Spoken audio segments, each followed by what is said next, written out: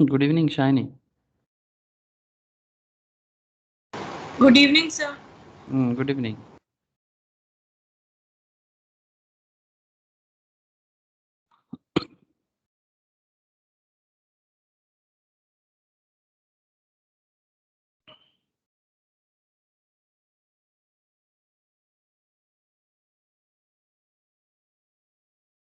Okay, ठीक है। अच्छा, कंपनी लॉ में हम लोग लास्ट क्लास डिस्कस कर रहे थे बेसिकली मीटिंग पेपर। याद है सर सबको? कंपनी जनरल मीटिंग बुलाते हैं और उस जनरल मीटिंग में जाना ज़रूरी होता है। किसका? कंपनी जनरल मीटिंग बुलाते हैं और उस मीटिंग में जाना ज़रूरी होता है। किसका सर? कौन जाता है कंपनी के जनरल मीटिंग में? हाँ सर, कोई तो बोलो, कौन जाता है कंपनी के मीटिंग में? Share holders. हाँ सर, शेयर होल्डर्स जा सकता है, ऑडिटर्स जा सकता है। मेनली शेयर होल्डर्स के लिए ही मीटिंग होता है, मेनली अगर बोला जाए तो। जिसके पैसे से बिजनेस बनता है उन्हीं का जाना सबसे इम्पोर्टेंट माना जाता है सर, कि जिसके पैसे से बिजनेस बनेगा उसी को तो जाना पड़ेगा, है ना?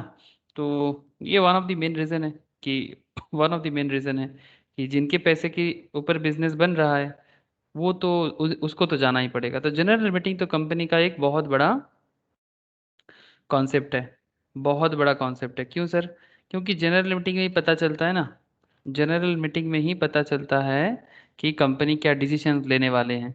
तो चलो सर, मैं एक बार एक काम करता हूँ। लास्ट क्लास में मैं जो मैटर में डिस्कस कर रहा था उसको मैं बस एक बार आप लोगों को याद दिला के फिर फटाफट न्यू टॉपिक में, मीटिंग का ही काफ़ी सारा कॉन्सेप्ट है, मीटिंग के रिगार्डिंग ही सारा का सारा। जनरल मीटिंग में क्या होता है, कुछ केस स्टडीज क्वेश्चंस भी कर रहे थे। ठीक है सर? ओके, चलो एक बार फटाफट देख ले। ये देखो, रिलायंस इंडस्ट्रीज का एजीएम 2020 में 43rd एनुअल जनरल मीटिंग आप देख पा रहे हो। ठीक है, क्या लिखा है? It's first ever virtual annual general meeting. अभी आजकल सब वर्चुअल होगा सर, उपाय नहीं है। आजकल सब वर्चुअल होगा, इट्स न्यू नॉर्मल। कम से कम अगला 2-3 साल तो ऐसा ही चलेगा। अब पता नहीं 2-3 साल बाद इंसान के अंदर क्या न्यू कुछ दिखाई देगा, that's a different issue. But new job era, new business era totally change हो रहा है। कुछ कर नहीं सकते, कुछ कर नहीं सकते, उपाय भी नहीं है किसी के पास। अब जो जितना जल्दी फिट हो जाए सिचुएशंस के साथ उतना अच्छा, नहीं तो सभी के लिए मुश्किल बढ़ेगा। आप लोग समझ पा रहे हो मेरा इशारा किस तरफ है? ऑब्वियसली सर, मैं कोरोना की तरफ ही बात कर रहा हूँ। कोरोना जिस तरह का गैलोपिंग स्पीड पकड़ा है। हाँ सर, कोरोना स्पीड पकड़ा है ना फिर से। Yes sir. तो प्रॉब्लम है सर, ये हम लोग सोच रहे थे हम लोग ये सोच रहे थे कि सब कुछ ठीक हो गया, ऐसा ही लग रहा था ना, सब कुछ धीरे धीरे ठीक हो जाएगा, कोरोना का बेड खत्म हो रहा था, एवरीथिंग, कि हॉस्पिटल्स वगैरह में आजकल और कोरोना का कोई पेशेंट्स नहीं आते। तो अच्छा फील आ रहा था, बहुत अच्छा फील आ रहा था। बट पता नहीं ये कब जाने वाला है। कोई बात नहीं, हम लोगों को मीटिंग वर्चुअल हो या फिर फिजिकल करना तो पड़ेगा। जैसे पढ़ाई करना है वैसा ही कंपनी भी मीटिंग भी करते हैं। ओके, तो pre requisites of a meeting में अगर हम लोग थोड़ा सा फिर से देख लिया जाए तो आप लोगों को याद होगा कि कोई भी कंपनी अपनी मीटिंग करने के लिए नोटिस भेजता है। हाँ सर, याद है? तो बिफोर मीटिंग का एक कॉन्सेप्ट आता था। बिफोर मीटिंग में जैसे कि नोटिस भेजता है, नोटिस ऑफ मीटिंग सेक्शन 101 में बताया गया है कंपनीज एक्ट 2013 में। उसके साथ एक्सप्लेनेटरी स्टेटमेंट, मतलब मीटिंग में क्या कहा जाएगा उसके बारे में भी मीटिंग का जो नोटिस है नोटिस में लिखा जाता है 102 में। ये सब मैं लास्ट क्लास में बता दिया था। फिर मैं जैसे बिफोर मीटिंग, उसके बाद ड्यूरिंग द मीटिंग, मतलब जब कंपनी मीटिंग करेगा, जब कंपनी मीटिंग करेगा तो उसमें कोरम के ऊपर बात हुआ था। मतलब कोरम, कोरम क्या है मैंने डिटेल्स नहीं बताया था, मैं बस इतना बोला था मीटिंग करने के लिए जितना मेंबर्स का आना ज़रूरी है उसको कहते हैं कोरम। ठीक है, it's depend on the member. आज बात कर लेंगे सर कोरम क्या है, कितना अमाउंट ऑफ कोरम होना चाहिए, व्हाट इज कोरम। ठीक है, नॉट कोरन, हाँ, it's quorum. Section 103 chairman of section, chairman के बारे में भी बात करेंगे सर, मीटिंग के चेयरमैन कौन बनेंगे या फिर क्या रूल्स रेगुलेशन है उसके बारे में, 104 ऑफ कंपनीज एक्ट 2013, प्रॉक्सीज के बारे में, मतलब एक वोट देने के लिए या फिर अगर आप as a shareholder meeting attend करने नहीं जाते हो तो क्या आप प्रॉक्सीज भेज सकते हो, सेक्शन 105। वोटिंग के बारे में 106 से लेकर 110 में बताया गया है। रेजोल्यूशंस 111, 114, 117। इंटरेस्टिंग, मतलब मीटिंग जो होगा, मीटिंग में रेजोल्यूशंस लिया जाता है, मीटिंग जो होगा उसमें रेजोल्यूशंस लिया जाता है, उसमें जो ordinary resolution, special resolutions, different kind of resolutions लिया जाता है। क्या है वो resolutions, we have to understand this things also. And another point जो था that is after meeting, that is post meeting. हाँ सर, पोस्ट मीटिंग में क्या होता है, पोस्ट मीटिंग में मैं आप लोगों को आज एक नोट शेयर करूंगा जिसमें ना पूरा समरी बना हुआ है। मीटिंग सेक्शन 118, 119, उसमें मिनट्स किया जाता है सर। एक बार मीटिंग कंप्लीट होने के बाद उसका मिनट्स आता है, मतलब मीटिंग में क्या डिस्कशन हुआ है, मीटिंग में क्या डिस्कशन हुआ है उसका डिटेल्स कहाँ मिलता है, मिनट्स में मिलता है। मिनट्स ड्राफ्ट किया जाता है सर। नॉर्मली ये सब काम सीएस को करना पड़ता है, जो रेगुलर में नॉर्मली जो होता है कंपनी, नॉट ओनली जरूरी नहीं कि हमेशा सीएस करे, चार्टर्ड भी कर सकता है, सीए में भी कर सकता है, एनी कॉमर्स प्रोफेशनल्स भी ड्राफ्ट कर लेता है, लेकिन उसका एक समझ होना चाहिए ना। तो मिनट्स क्या होता है, कंपनी का जो डिटेल्स निकलता है ना, तो उसको मिनट में जो भी डिस्कशंस हुआ, जो भी डिस्कशंस होता है कंपनी के डिसीजंस के बारे में, वो सारा का सारा एक पर्टिकुलर पेपर में ड्राफ्ट किया जाता है, कंप्यूटर में लिखा जाता है, और फिर बाद में जो एटलीस्ट मीटिंग अटेंड कर पाया नहीं पाया वो बाद में देख सकता है। ठीक जैसे कि हम लोग क्लास का मीटिंग्स को रिकॉर्ड करते हैं, अगर कोई क्लास नहीं कर पाता है तो बाद में उसको लिंक शेयर करते हैं ना, कुछ उस तरह का सर। तो दैट्स हाउ मीटिंग, मीटिंग का मिनट्स बनाया जाता है 118, 119, एंड उसको maintain and inspection of document section 120 में, 120 में बताया गया है सर। तो बेसिकली एक कंपनी का मीटिंग, उस कंपनी का मीटिंग करने के बाद उसका minutes, these are very vital documents, these are very vital documents. अगर मैं आपको दिखाऊं कि रिलायंस ने मीटिंग किया था, ठीक है, रिलायंस इंडस्ट्रीज का, जस्ट मैं लिखूंगा रिलायंस इंडस्ट्रीज एजीएम, ऐसे हर कंपनी का मिलता है, हर कंपनी का मिलता है, नॉट ओनली रिलायंस इंडस्ट्रीज। अब जो भी कंपनीज का देखना चाहो ना आपको पता चलेगा। रिलायंस एजीएम, रिलायंस एजीएम, एक सेकेंड सर, एजीएम सबसे ज़्यादा पॉपुलर है। एजीएम के साथ साथ दूसरा type of like EGM, extraordinary general meeting, ये मनी कंट्रोल की साइट से है या फिर किसी भी साइट में आपको पता चल सकता है। कोई भी पॉपुलर बिजनेस न्यूज़, ठीक है, जैसे मनी कंट्रोल एक बिजनेस न्यूज़ का चैनल है, इस तरह से कोई भी like economic times, business standards, आपको डेटा मिलेगा। आप देख सकते हैं यहाँ पर लास्ट जो डेटा यहाँ पर दिख रहा है that is AGM Reliance industries, देख रहे हो सर। जो लोग स्टॉक मार्केट के साथ कनेक्टेड हो जाते हो ना, उनको ये सब बहुत ज़रूरी होता है। स्टॉक मार्केट में इन्वेस्टमेंट करने से पहले लोग एजीएम में क्या डिसीजंस लिया जा रहा है, कॉर्पोरेट एक्शंस, आप देख सकते हो यहाँ पर कि क्या डिसीजंस लिया जा रहा है एजीएम या ईजीएम करके, कंपनी क्या बताना चाहता है। लास्ट एजीएम रिलायंस ने बनाया था 15 जुलाई 2020, बट सर ये तो थर्ड पार्टी सोर्स है, आपको रियल सोर्स तो रिलायंस के साइट में जाके पता चल जाएगा। लेकिन मैं यहाँ पर आपको हर डेटा एकदम फटाफट मिल जाता है बोल के मैं इधर चला आता हूँ फटाफट। ऐसे आप देख सकते हो 22 जून 2020, 22 जुलाई 2019 उससे पहले हुआ था। ये एजीएम है, इवन एजीएम में क्या डिसीजंस लिया जाता है इसके बारे में भी मोटा मोटी आपको एक आइडिया मिलता है। ठीक है, डिटेल्स तो आपको कंपनी के साइट में जाके भी आप पता कर सकते हो। कंपनी के साइट में जाके रिलायंस एजीएम स्पीच 2020 आप देख सकते हो, ये पीडीएफ है। ठीक है, नए इंडिया का नया सोच, chairman statement, annual general meeting 43rd post IPO, आप देख सकते हो सर। हाँ, इसमें क्या शेयर होल्डर के बारे में क्या क्या कहा गया है, पूरा डिटेल्स है सर। जियो के बारे में क्या बोला गया है, फ्रेंड्स, ठीक है, एकदम सारा का सारा डिटेल्स में कितना सुंदर करके बताया जाता है कि कंपनी मीटिंग में क्या डिसीजंस लिया है। तो meeting is very important sir. In the last years AGM speech I had shared my goals of growing business, आप देख सकते हो, ये देखो सर। ये देखो सर, यहाँ पर क्या बोला sir, we are amongst the highest payers of income tax in the private sectors paying 8,386 crore income. Reliance सबसे ज्यादा इनकम टैक्स पे करने वाला कंपनी है, आपको बता के रखूं। ये 2020 का रिलायंस अपने 43rd एजीएम में बता रहा है सर। ठीक है, माय डियर शेयर ओनर्स, क्या बोल रहा है सर, आप लोग देख रहे हो सर, ये क्या है? रिलायंस एजीएम का स्पीच बता रहा हूँ मैं आपको। ओ सर, सबको दिख रहा है? रिलायंस इंडस्ट्रीज का एजीएम का स्पीच। तो वो क्या बता रहा है कि a very warm good afternoon to each and every one of you, it leaves me great pleasure to welcome you 43rd general meeting. हाँ dear share holder, the corona crisis is most disruptive event in modern human history. ठीक है, however I have no doubt India and the world will achieve faster progress, greater prosperity and new quality development post Covid crisis.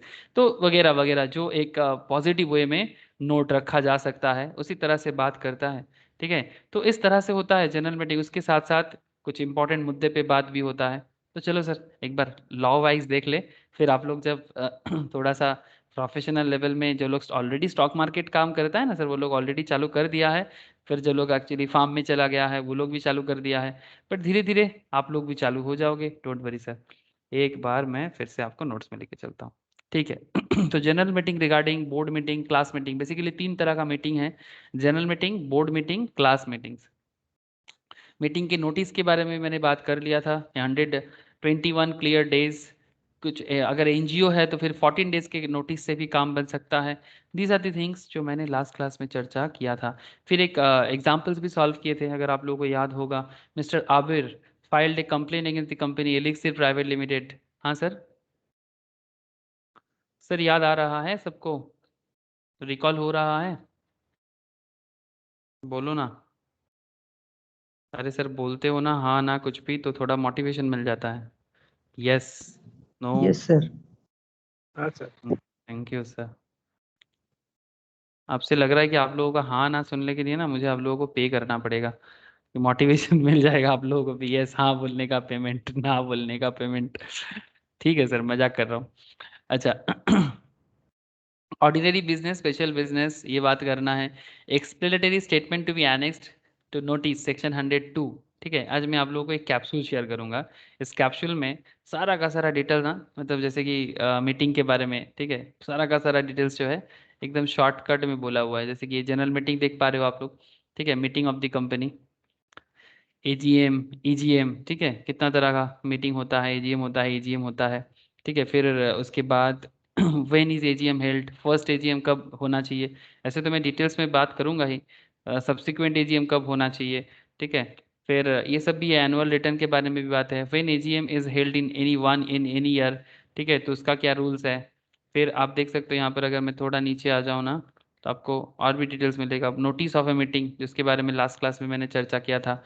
फिर types of business transacted in AGM, जिसमें ordinary business, special business के बारे में कह रहा है। Notice of the meeting के बारे में जो मैंने लास्ट क्लास में चर्चा कर दिया था। 21 क्लियर डेज का मतलब क्या है वो भी बोला था।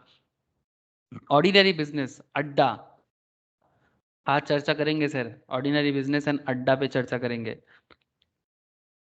फिर आप देख सकते हैं यहाँ पर कोरम, देख रहे हो ना सर, कोरम रेजोल्यूशंस, इसका एक पूरा समरी नोट्स है, मैं यही आप लोगों के साथ शेयर भी कर रहा हूँ।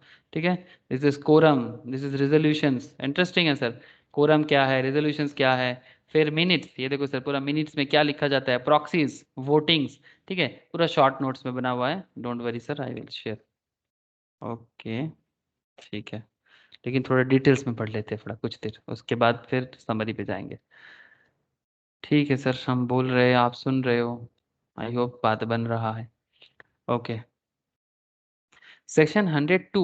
अच्छा, एक्सप्लेनेटरी स्टेटमेंट में थोड़ा बात कर लिया जाए कि what is explanatory statement to be annex to notice. ठीक है sir, section 102, section 102 of the Companies Act 2013 mention that where any special business to be transacted at the company's general meeting, then an explanatory statement should be annexed to the notice calling such general meeting, which must specify. Point to be noted sir, एक दिमाग में आप लोगों का एक बात जरूर चल रहा है, सर स्पेशल बिजनेस क्या होता है, जरूर आपके दिमाग में चल रहा है। सर मीटिंग होगा, मीटिंग में बिजनेस का डिस्कशन होगा, but there are two types of business basically, one is called special business, another is called ordinary business. And आपके दिमाग में अभी सवाल पैदा हो गया कि sir ordinary business, special business क्या है एंड ऑर्डिनरी बिजनेस क्या है। ऑर्डिनरी बिजनेस के बारे में मैं डिटेल्स में चर्चा पहले करूंगा, but special business after that मैं आने वाला हूँ। But what is special business, ये भी एक बात है। लेकिन जब भी आप स्पेशल बिजनेस के बारे में कहो तो फिर आपको एक्सप्लेनेटरी स्टेटमेंट नोटिस के साथ जोड़ देना चाहिए कि हम लोग स्पेशल बिजनेस के लिए ये सब बातों में चर्चा करेंगे। अब शेयर होल्डर के ऊपर है कि वो मीटिंग अटेंड करेगा कि नहीं करेगा। द नेचर ऑफ कंसर्न और इंटरेस्ट फाइनेंशियल और otherwise if any in respect of each items of every director and manager, every other key managerial persons like chartered CAs CMA, ठीक है, जो भी कंपनी मैनेजिंग डायरेक्टर जो KMPs में आते हैं sir, relatives of the persons mentions, any other information and facts that may enable members to understand the meaning, scope and implication of the item of business and to take decisions thereon. तो there are lots of things जो special business में होता है। But sir before that एक बार ordinary पे बात हो जाए। Ordinary business and special business, पहले से थोड़ा ऑर्डिनरी बिजनेस पे बात बन जाए, फिर स्पेशल बिजनेस पे मैं आप लोगों को फोकस करूंगा। ऐसे स्पेशल बिजनेस बहुत सिंपल है, ठीक है, लेकिन उससे पहले आपको ऑर्डिनरी समझना पड़ेगा। सर एक बार आप लोग ये जो सर्कल किया हुआ है ना, इस पे प्लीज ध्यान देना। जो सर्कल किया हुआ है इस पे प्लीज ध्यान देना। क्या किया हुआ है sir? The following business which are transacted at annual general meeting of the company, one, क्या क्या है, एक, दो, तीन, चार, ठीक है, ये चार, ठीक है। तो इसमें मैं आपको बार बार क्या बोलता हूँ सर, ADDA, ठीक है, अड्डा। ओके, तो पहला पॉइंट क्या बता रहा है sir, consideration of financial statement and the report of the board of directors and auditors. आप इसको सिंप्लीफिकेशन कर सकते हो, ठीक है, कंसिडरेशन ऑफ एनुअल अकाउंट्स, आप ऐसे भी लिख सकते हो, consideration of annual accounts. Financial statements and annual account same ही बात होता है sir, financial statement and annual accounts is the same thing, ठीक है। तो consideration of annual accounts, that's why I am saying this a, आप लिख के रख सकते हो सर, अगर आपको याद रखना है, इवन यूज इट एज अड्डा। Okay, consideration of financial statement that means consideration of annual accounts. हर साल कंपनी में जो भी बिजनेस होता है उसका एक फाइनेंशियल डेटा होता है सर, कंपनी का PL होता है, कंपनी का बैलेंस शीट होता है। और सर होता है कि नहीं होता? आप लोग जो लोग कॉमर्स में आप लोग सभी कोई अकाउंट्स का पढ़ाई करते हो, आप लोग फाइनेंशियल स्टेटमेंट में बैलेंस शीट का पढ़ाई किए हो, प्रॉफिट एंड लॉस अकाउंट का पढ़ाई करते हो अकाउंट्स में, कैश फ्लो स्टेटमेंट, हाँ mainly PL balance sheet, trading account या फिर कैश फ्लो स्टेटमेंट, ये सब हो जाता है फाइनेंशियल स्टेटमेंट का पार्ट। तो ये कंपनी में चर्चा करने का विषय है। जब भी कंपनी अपना एनुअल अकाउंट मतलब जब भी अपना मीटिंग बुलाते हैं ना, तो ऑर्डिनरी बिजनेस में कंपनी को अपने फाइनेंशियल स्टेटमेंट का चर्चा करना ही पड़ता है। आप लोग मेरा बात समझ पा रहे कि नहीं पा रहे? हाँ Yes, sir. देखो, मैं क्या एनुअल, ये टाटा मोटर्स का एनुअल रिपोर्ट है, ठीक है, ये टाटा मोटर्स का 2019-20 का एनुअल रिपोर्ट है। एक्चुअली ये सब कुछ ना कुछ क्लास में मैं बात करता रहता हूँ, तो इसलिए मैं अभी आप लोगों के लिए 2 मिनट उठा लिया। तो जब भी कंपनी अपना ऑर्डिनरी बिजनेस का चर्चा करेगा, ठीक है, तो ऑर्डिनरी बिजनेस में कंपनी अपना फिनेंशियल स्टेटमेंट, जिसको हम लोग क्या बोल रहे हैं सर, एनुअल अकाउंट्स का चर्चा करेगा, ठीक है, सिंपल एकदम एनुअल अकाउंट्स का चर्चा करेगा। जैसे एनुअल अकाउंट्स में जो भी डिटेल्स है, मैं यहाँ पर अगर आपको समरी बताऊँ, ठीक है, तो समरी टिकली क्या बता सकता है सर, ऐसे तो डिटेल्स में नीचे तरफ जितना जाऊंगा ना आप लोगों के सामने फिनेंशियल स्टेटमेंट धीरे धीरे एकदम ओपन हो जाएगा, ठीक है। ये देखो sir, current non non forming part of financial statement, ठीक है, या फिर जो भी डिटेल्स इसमें PL बैलेंस शीट एवरीथिंग पूरा का पूरा, इंडिपेंडेंट ऑडिटर्स रिपोर्ट, ये देखो सर, कंपनी का पूरा कंसोलिडेटेड बैलेंस शीट। तो जब भी कंपनी अपना मीटिंग करता है तो उसमें एनुअल अकाउंट्स का चर्चा तो करना ही पड़ता है, ठीक है। तो एनुअल अकाउंट्स मतलब फाइनेंशियल रिपोर्ट। तो कंपनी अपना एनुअल रिपोर्ट बना के मीटिंग में आ जाते हैं सर। कंपनी अपना एनुअल रिपोर्ट जो 31 मार्च एंडिंग के लिए बनाते हैं, उसमें कंपनी का एसेट का सिचुएशंस, कंपनी का बैलेंस शीट का सिचुएशंस, कंपनी का नॉन करेंट एसेट का सिचुएशंस। इसलिए जो लोग अकाउंटेंसी का पढ़ाई करते हो ना, जब भी करोगे, ठीक है, बहुत लोग ऐसे भी हैं सर, आप लोग में से कोई कोई जानते हो जो नॉन कॉमर्स बैकग्राउंड से है, बाद में आके शेयर मार्केट में इन्वेस्टमेंट करने के लिए या फिर अपना सेल्फ फाइनेंस मतलब खुद का फाइनेंशियल मैनेजमेंट अंडरस्टैंड करने के लिए ना सीखते हैं सर। और आप लोग जैसे जो लोग इसी के ऊपर पढ़ाई करते हो, उनको सीखने में कितना कभी कभी बोरिंग लग जाता है, मतलब किसी किसी के अंदर सर ये समझ में नहीं आता है, ये अकाउंट्स ना दिमाग खा लेता है। लेकिन सर आपको बता दूं सर, इतना भी ऐसा भी इंसान है पढ़ते हैं सर, मेरे पास भी या फिर दूसरे जगह में भी पढ़ता है। मतलब लोगों के लिए पास ना अभी भी इंटरेस्ट है कि हाँ वो कंपनी में इन्वेस्ट करना चाहता है, वो कंपनी का बैलेंस शीट सीखना चाहता है, but they are not from the background of commerce. तो अगर कोई कॉमर्स बैकग्राउंड से ना हो, उसको अकाउंट सिखाना कितना मुश्किल हो सकता है। बट स्टिल लोगों के पास इतना ज़्यादा क्यूरियसिटी है कि दे सीरियसली वांट टू नो कि ये अकाउंट्स में है क्या, एसेट बैलेंस शीट लायबिलिटी में है क्या, प्रॉफिट एंड लॉस अकाउंट में है क्या। तो सर आप लोगों को अपॉर्चुनिटी मिला है, और आप लोग अभी स्टूडेंट एज में हो सर, तो प्लीज़ ऐसा मौका बार बार नहीं आएगा। जब आप बड़े हो जाओगे ना, मतलब बड़ा मतलब ऑब्वियसली जब आप लोग मोटा मोटी एकदम क्या बोले सर, 40+, 35+ एज में पहुंच जाओगे, 50+ एज में पहुंच जाओगे, ऑन दैट टाइम आपका फाइनेंशियल मैनेजमेंट को ना बहुत स्ट्रांग करना पड़ता है। ये नियम है सर, संसार का नियम है। आप देखोगे अपने पेरेंट्स हमेशा चिंता में रहते हैं कि ये खर्चा कहाँ से आएगा, वो खर्चा कहाँ से आएगा, बेटा का पढ़ाई का खर्चा कहाँ से आएगा, बेटी का पढ़ाई का खर्चा कहाँ से आएगा, फिर बेटी का शादी भी करवाना है, बेटा का भी शादी करवाना है। आजकल तो जेंडर डिस्क्रिमिनेशन होता ही नहीं है सर, सबको इक्वल मौका मिलता है। एक टाइम था कि बेटी के लिए सिर्फ शादी और बेटा के लिए सिर्फ काम धंधा बनाने का कॉन्सेप्ट। आजकल ये सब कॉन्सेप्ट तो नहीं है, लेकिन सर ये फाइनेंशियल कॉन्सेप्ट ना लोगों के दिमाग में कभी नहीं जाता है। हमेशा मतलब जितना हम लोगों का उम्र बढ़ता है उतना फाइनेंशियल बर्डन सबके ऊपर आता है, और उतना ज़्यादा मैनेजमेंट के ऊपर भी फोकस किया जाता है। तो इसलिए ये अकाउंट्स फाइनेंस का जो नॉलेज अभी आप लोगों को मिलने का मौका मिला है, इसको सर लपेट लो। क्या पता कल मिले ना मिले, मतलब फिर से पढ़ाई करने का मौका। सबको पढ़ाई का मौका बार बार नहीं मिलता। तब बोलोगे कि क्या गोल्डन अपॉर्चुनिटी मिस करके आ गए। सर बोलता था, जबरदस्ती सुनवाता था, फिर भी नहीं सुनते थे। हाँ बोल रहे बोल रहे। हाँ सर। हाँ सर। सर काम धंधा तो आप लोग देखो सर, मैं एक चीज देखा हूँ कि कोई भी इंसान ना बेकार नहीं रहता है सीरियसली। मतलब अगर चुपचाप भी बैठा होता है ना अपने हिस्से मतलब हिसाब से कुछ ना कुछ कोई ना कोई कर ही लेता है। तो आप लोग तो इतना पढ़ाई कर रहे हो, तो मुझे पता है सर आप लोग कुछ ना कुछ तो बन ही जाओगे। तो ये लोग बहुत चिंता में होते हैं ना, क्या पता मेरा बच्चा क्या करेगा, अरे कुछ तो कर ही लेगा। दुनिया का एसेट का बैलेंस ऐसे ही बना हुआ है ना, सब कुछ ना कुछ कर ही लेता है, लेकिन हाँ कौन कितना बेहतर करता है, कौन कितना मेहनत करता है उसके ऊपर डिपेंड करता है।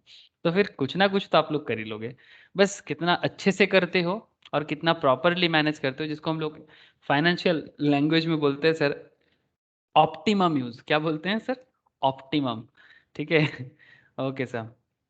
तो स्पेशल ऑर्डिनरी बिजनेस पे पहला बात क्या हो गया sir? Disclosure of annual accounts. Okay sir, जो मैं आपको अभी शो कर रहा था, टाटा मोटर्स का एनुअल अकाउंट शो कर रहा था, disclosure of annual accounts. Second में क्या बताया सर? Declaration of dividend. तो ये एनुअल अकाउंट्स के कारण मैंने ए लिया। हाँ ओके, एनुअल अकाउंट्स का disclosure, that's why A. D for declaration of dividend, चाहो तो नोट लिख के रख लो सर। Declaration of dividend. कभी कभी ये जो किताबी भाषा के साथ कनेक्ट करने में दिक्कत हो सकता है कि सर अड्डा का ए कहाँ से आ गया, वो एक्चुअली एनुअल अकाउंट्स के कारण आया। डिक्लेरेशन ऑफ डिविडेंड डी हो गया। अच्छा फिर another D, appointment of directors in place of those of retiring. Appointment of directors, okay, appointment of directors, point to be noted sir, directors, directors के लिए D, directors के लिए D. तो main point क्या है? डायरेक्टर का appointment, but normal director का appointment नहीं है सर। रिटायरमेंट के जगह अगर कोई पुराना डायरेक्टर है जो रिटायर कर रहा है, उसके जगह दूसरा डायरेक्टर आ रहा है। ऐसा नहीं कि अचानक से कोई डायरेक्टर था, उसको बीच रास्ते पे मतलब मिड वे में उसको सैक किया जा रहा है कंपनी से, या फिर उसने कुछ घोटाला किया है, या फिर उसके अगेंस्ट में कोई चार्जेस है। हाँ सर ऐसा होता है ना, ऐसा होता है।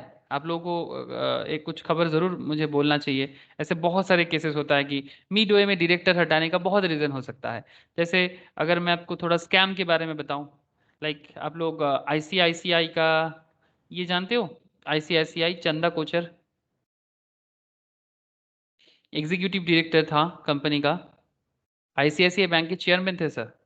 ठीक है, आईसीआईसीआई बैंक के हेड थे, chief executive Chanda Kochhar. But इन्होंने कुछ तो प्रॉब्लम में फंस गए थे सर। क्या प्रॉब्लम में फंस गया था, किसी को पता है सर? देखो सर, मैंने सिर्फ क्या लिखा, आईसीआईसीआई चंदा कोचर, सबसे पहले मुझे क्या न्यूज़ दे रहा है? ICICI Videocon scam, Deepak Kochhar husband of ex ICICI bank CEO Chanda Kochhar gets bell.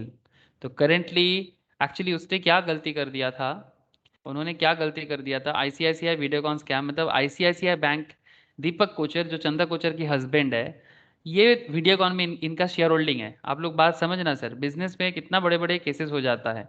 इनका हस्बैंड वीडियोकॉन में चेयरमैन है, वीडियोकॉन में शेयर होल्डर है काफ़ी अच्छा खासा।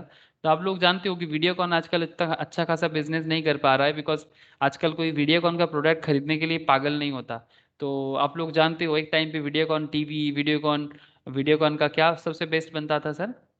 वीडियोकॉन का बेस्ट बेस्ट क्या बनता था? टीवी बनता था, फ्रिज बनता था, और क्या? मैंने मोबाइल फोन भी देखा वीडियोकॉन का। आप लोग क्या क्या जानते हो वीडियोकॉन का, क्या क्या प्रोडक्ट आप लोगों ने देखा? हाँ सर, बोलो सर, कुछ तो बोलो। हेलो। ऐसा है। हाँ, मैं पूछ रहा हूँ कि वीडियोकॉन का क्या क्या प्रोडक्ट आप लोगों ने देखा मार्केट में? सब कुछ वीडियो नहीं, बने, मोबाइल, टीवी, वही तो मैं पूछ रहा हूँ। एसी। तो एक टाइम पे अच्छा खासा बिजनेस करता था, बट उसके बाद धीरे धीरे इसका बिजनेस मार्केट से खराब हो गया।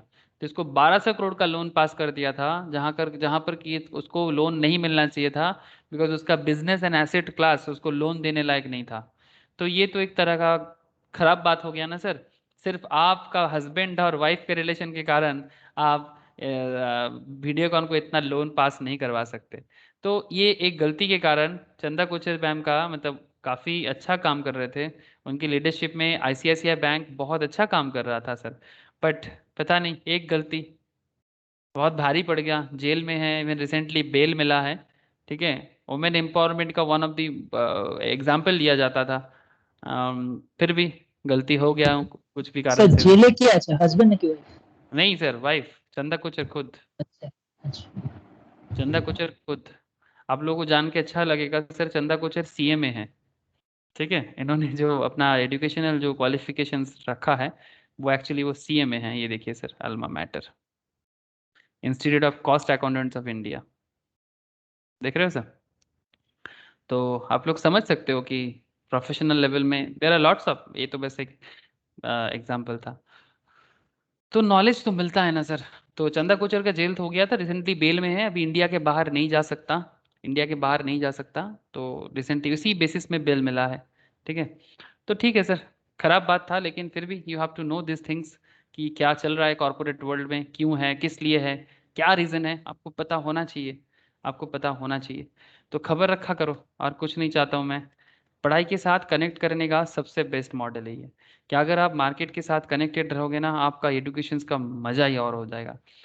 फिर डायरेक्टर, तो इससे ऐसा बहुत सारा रीज़न हो सकता है, डायरेक्टर को अगर बीच से हटाया जाए ना किसी भी कारण से, तो वो वाला कॉन्सेप्ट यहाँ पर नहीं है सर, ऑर्डिनरी में वो नहीं आता, कि अगर किसी को मिड वे में आप डायरेक्टर चेंज कर रहे हो कंपनी का, ऐसा केसेस यहाँ पर नहीं आता है ऑर्डिनरी बिजनेस पे। जो रिटायरमेंट हो रहा है, मतलब पूरा नॉर्मल प्रोसेस है, नॉर्मल प्रोसेस है, पुराना डायरेक्टर था अब रिटायर कर रहा है, that's normal process actually, ordinary business का मुद्दा है।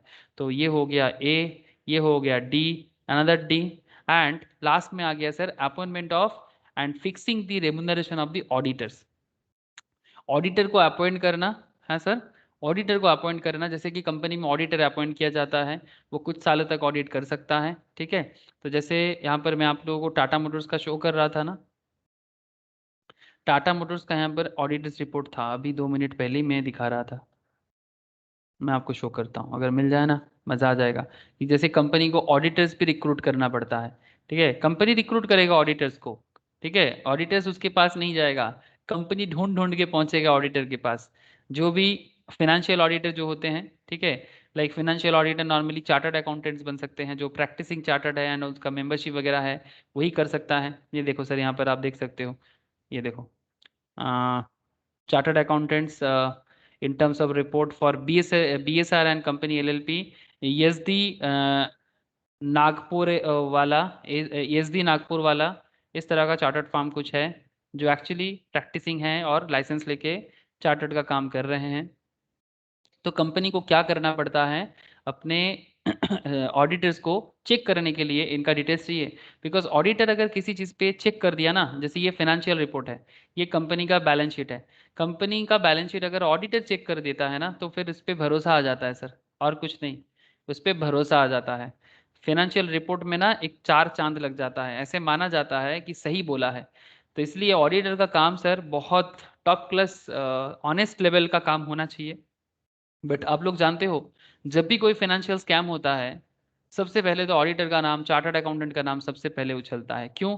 बिकॉज जब ऑडिट किया जाता है तब एक्चुअली सब सारा का सारा चीज़ें बाहर निकल के आ जाना चाहिए, बट नहीं आता। इसका मतलब ऑडिटर कहीं ना कहीं सेटिंग कर लिया था, तो ये खराब बात है। ठीक है, इवन कॉस्ट ऑडिट में भी कंपनी का मैन्युफैक्चरिंग डिपार्टमेंट में भी खबर आ जाता है आजकल। इसलिए सेक्रेटरियल ऑडिट मतलब सीएस ऑडिट के बारे में भी बात चल रहा है कि कम से कम लीगल मैटर पे तो कुछ गड़बड़ ना हो। तो अभी सीएस ऑडिट जो है ना सर, सेक्रेटरियल ऑडिट इतना पॉपुलर नहीं हुआ है, धीरे धीरे पॉपुलर होगा। इवन गवर्नमेंट ऑफ इंडिया भी चाहते हैं, बट उसमें क्या होगा ना, बड़ा बिजनेस के लिए तो ठीक है, बट छोटा बिजनेस में प्रॉब्लम हो सकता है, बिकॉज इतना हाई कॉस्ट हो जाएगा तो फिर ईज ऑफ डूइंग बिजनेस नहीं रहेगा। तो वो चीज़ भी देखना पड़ता है। तो बहुत सारा कॉन्सेप्ट है, अगर बात बात में बिजनेसमैन को खर्चा करना पड़े मैंडेटरी वे में, तो बिजनेसमैन के लिए डिमोटिवेशन का काम होता है। कभी आप लोगों के साथ धीरे धीरे बात करूंगा सर कि मार्केट में सीएमए का वैल्यूएशन कैसे क्रिएट होता है, मार्केट में जॉब का सिनेरियो कैसे क्रिएट होता है, और क्या कॉन्सेप्ट काम करता है इसके पीछे। ऐसे ही हो जाता है क्या?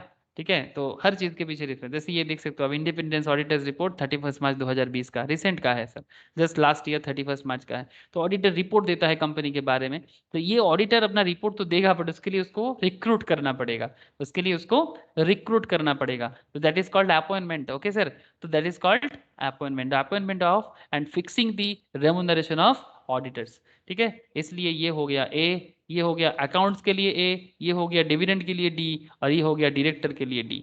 तो आपको समझ में आया सर क्यों मैं तब से इसको अड्डा अड्डा बोल के चिल्ला रहा हूँ? Disclosure of annual accounts, declaration of dividend, appointment of directors, appointment and fixation of remuneration of the auditors. That's why ordinary business is also called अड्डा। पॉपुलर में कहा जाता है सर, ऐसे एज पर लॉ नहीं है, एज पर दी understanding है। एज पर लॉ अड्डा नहीं बोलते, बिकॉज इस अड्डा का तो कोई मतलब नहीं है ना। ये हम लोग जो लोग एज ए टीचर पढ़ाते हैं, ये ऐसे निकल के आ जाता है, चलो सर ये अड्डा हो गया। ओ सर बोलो, कुछ समझ में आया? अड्डा क्लियर है तो फिर मैं आगे जाऊं, कुछ सवाल है तो कर लो। मतलब ये जो भी अड्डा के बारे में आप जो भी सुने यहाँ पर, बेसिकली ये कंपनी का कॉमन बिजनेस मैटर है, ऑर्डिनरी बिजनेस मैटर, जो करना ही पड़ेगा, जो करना ही पड़ेगा। ठीक है, एकदम simple simple matter.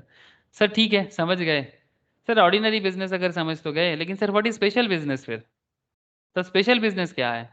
Sir special business मतलब जो ऑर्डिनरी बिजनेस में बात नहीं हो सकता, वही है स्पेशल बिजनेस। स्पेशल बिजनेस तुम कौन हो? स्पेशल बिजनेस कहता है मैं कोई नहीं हूँ, ऑर्डिनरी में जिस जो कुछ भी बात हो गया है उसको छोड़ के बाकी दुनिया का हर चीज स्पेशल है। ऑर्डिनरी में जो कुछ भी बात हो जाता है, अड्डा अड्डा छोड़ के बाकी एवरीथिंग इज स्पेशल। हाँ सर, समझ में आ रहा है? एक्सेप्ट अड्डा। बोलो सर बोलो। Yes, sir. अड्डा छोड़ के बाकी सब स्पेशल है।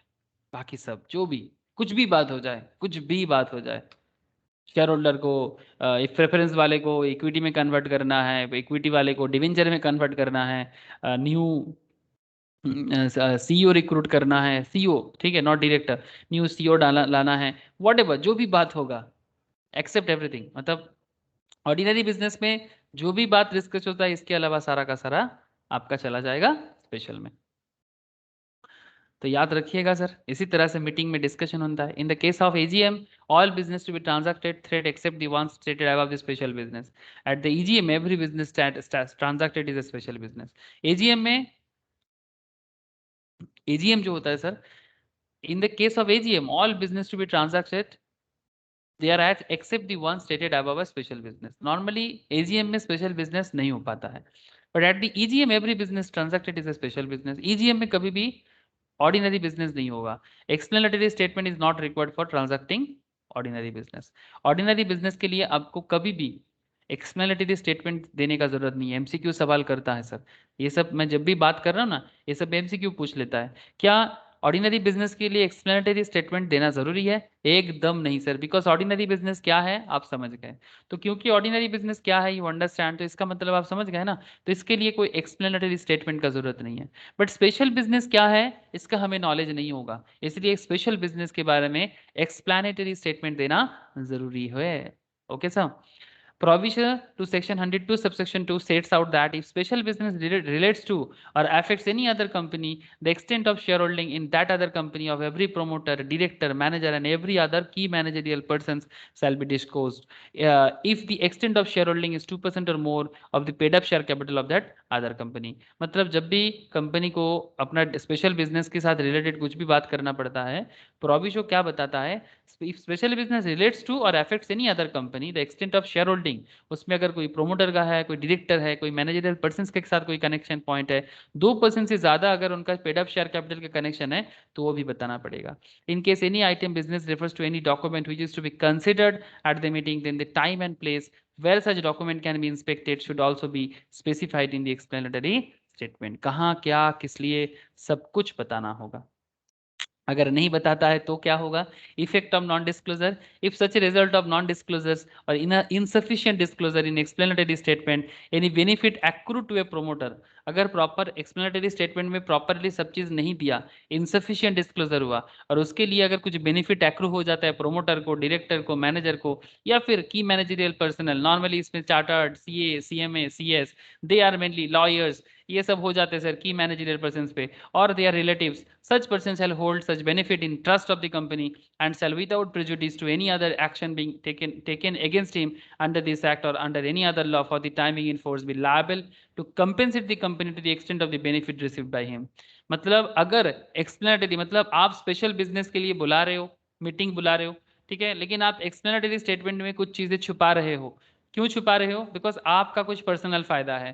तो नॉर्मली ये हायर लेवल जो कंपनी के जो हायर लेवल अथॉरिटीज है ना, जैसे कि प्रोमोटर, डायरेक्टर, मैनेजर, केएमपीज, जैसे कि चार्टर्ड, सीएस, सीएमए, इस तरह का जो भी पर्सनालिटीज है ना सर, इनका या फिर इनके रिलेटिव्स का कुछ पर्सनल बेनिफिट है कंपनी के कुछ मुद्दा छुपाने से, कुछ बातें चुपचाप हटा देने से, तो इसमें अगर इनको कुछ भी बेनिफिट होता है और बाद में अगर पता चल जाता है ऑडिट में या फिर सेबी के ड्यू डिलीजेंस, मतलब जब भी डिटेल्स में चेक करने जाए, तो उसमें अगर पकड़ा गया ना सर, जितना बेनिफिट की लेगा ना उतना कंपेंसेट भी बाद में करना पड़ेगा, liable to compensate the company to the extent of the benefit received by him. समझ रहे हो ना sir, effect of non disclosure, ये रूल है सर, कंपनी लॉ आपको प्योरली बताते हैं। सर समझ में आ रहा है सबको? Yes, sir.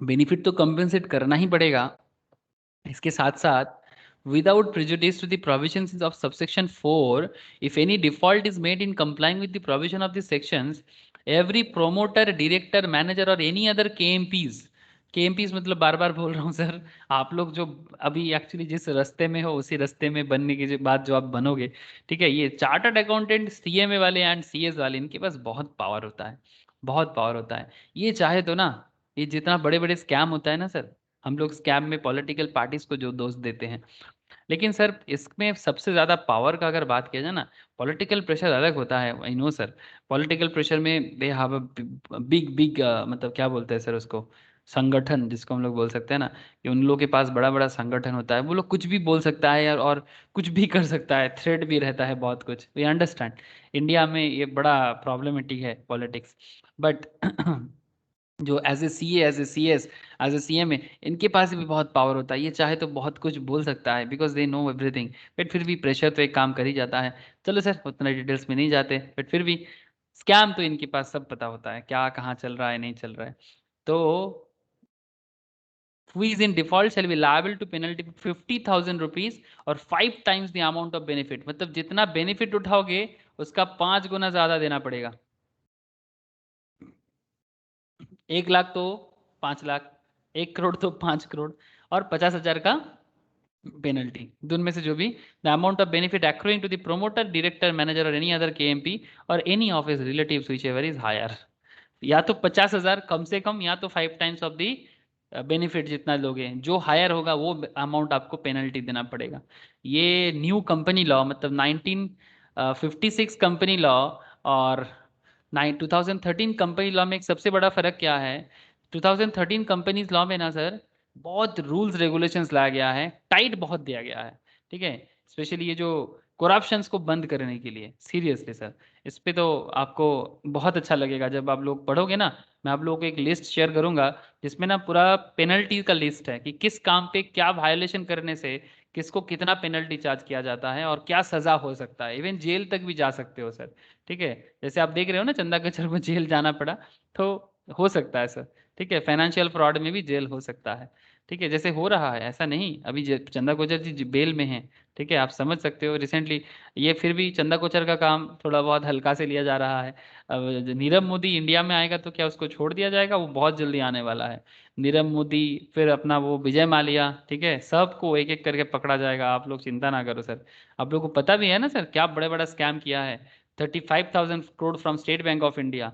पब्लिक को समझ ही नहीं आता कि जब स्टेट बैंक ऑफ इंडिया का लोन लेके कोई भाग जाता है, ठीक है, तो फिर वो पब्लिक का ही प्रॉब्लम है, ठीक है सर। तो we have to understand this things also.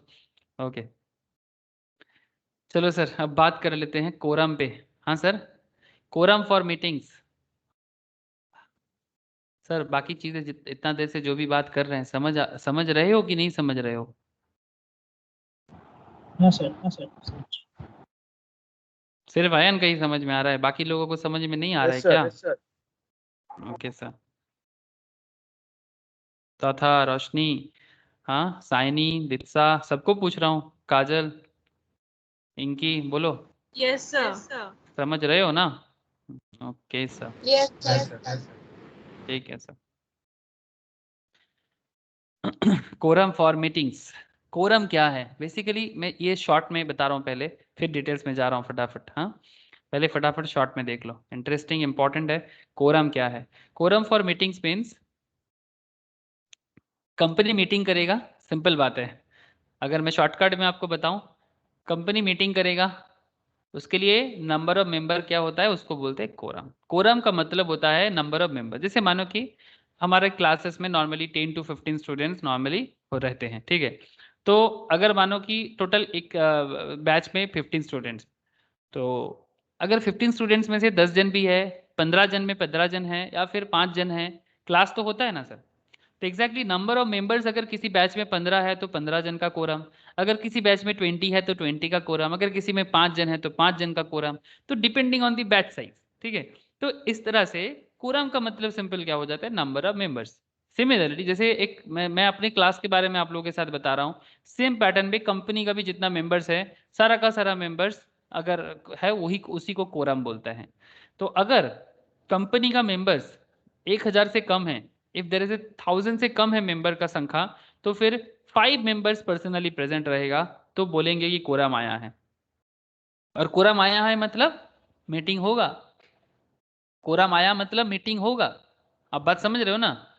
अगर मेंबर का टोटल मेंबर 1000 से कम है, तो अगर 5 मेंबर भी पर्सनली प्रेजेंट होते हैं, sir what is the why they said personally?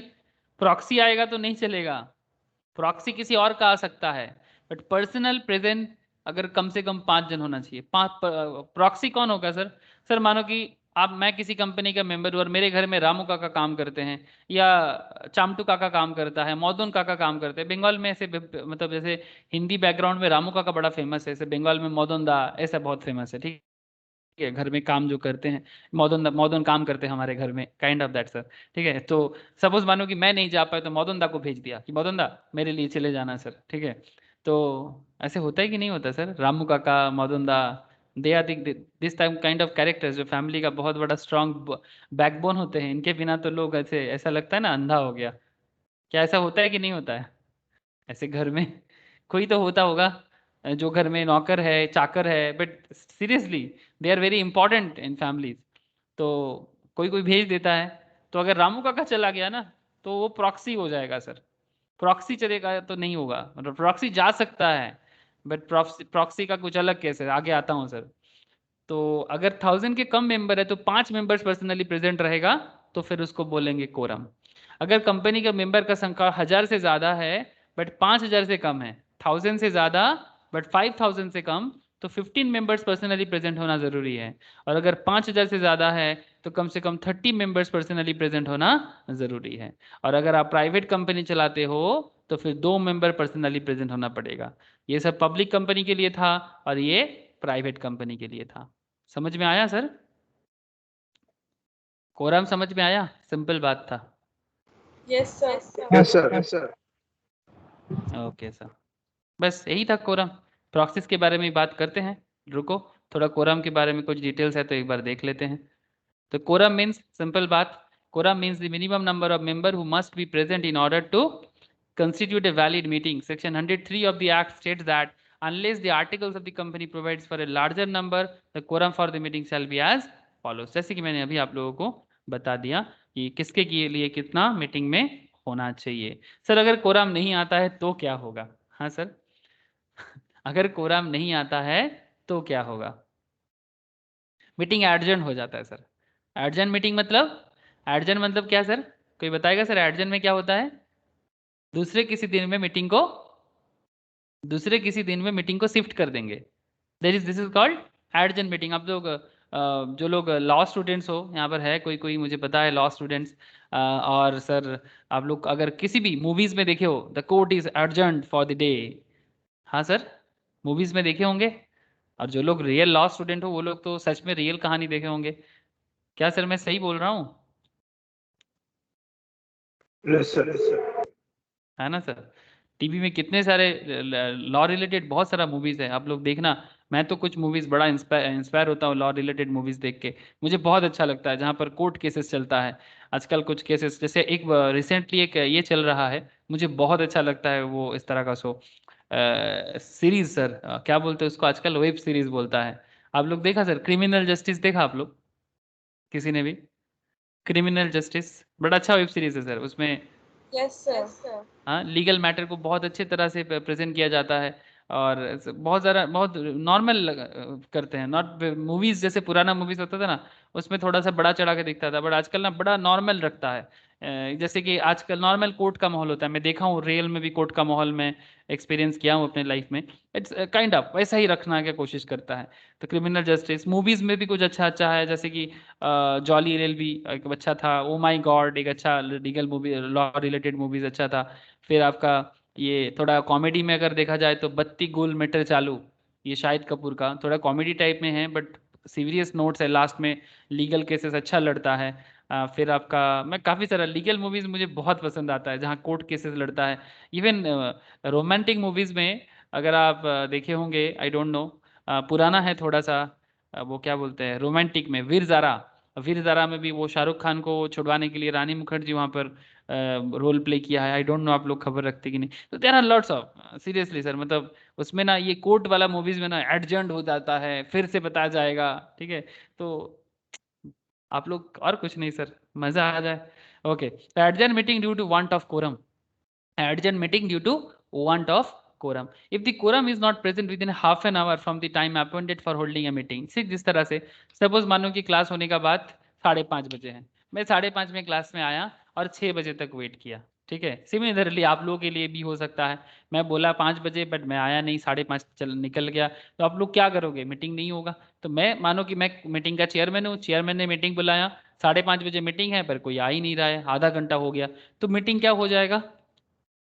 Meeting adjourn हो जाएगा। But sir point to be noted, the meeting shall stand adjourned to the same day, to the same day next week at the same time and place, or such other date, or such other date and such other time and place as the board may determine.